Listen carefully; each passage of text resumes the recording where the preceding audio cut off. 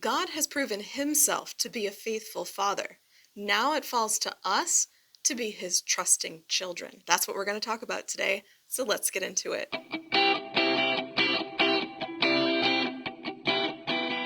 When we see a flock of sheep, we see exactly that. A flock, a rabble of wool, a herd of hooves. We don't see a sheep. We see sheep, all alike. But not so with the shepherd.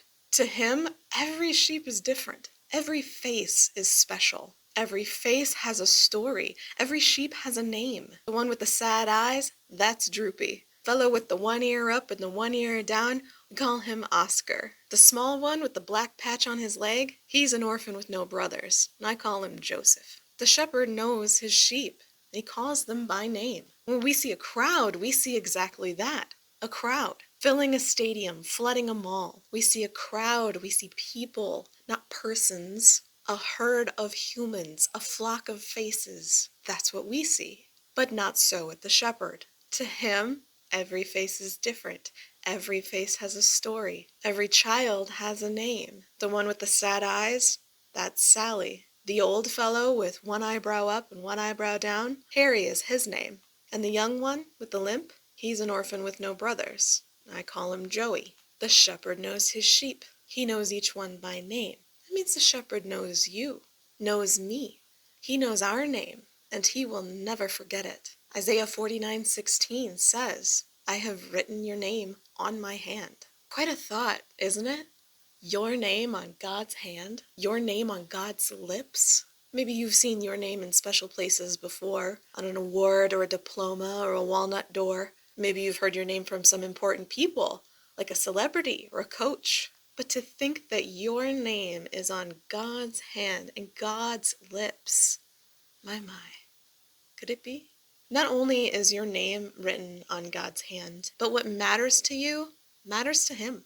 You probably think that's true when it comes to the big stuff, with majorly difficulties like death, disease, sin, pain, disaster. You know that God cares. But what about the smaller things? What about grouchy bosses and flat tires, lost dogs? What about broken dishes, late flights, a crashed hard drive? Do these things matter to God?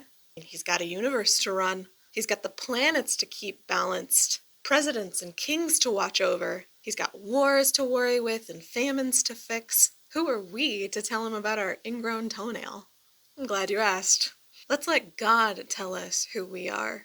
In fact, let him proclaim who we are. We are an heir of God and a co-heir of Christ. We are eternal like an angel. We have a crown that will last forever. We are a holy priest, a treasured possession. We were chosen before the creation of the world. We are destined for praise, fame, and honor, and we will be a holy people to the Lord our God. But more than any of that, more significant than any title or position, is the simple fact that we are God's children. The Father has loved us so much that we are called children of God, and we really are his children. I love that phrase. We really are his children. It's as if John knew that some of us would shake our heads and say, nah, not me. Mother Teresa, maybe. Billy Graham, sure, but not me. If those are our feelings, John added that phrase just for us. We really are his children. And as a result, if something is important to you, it is important to God.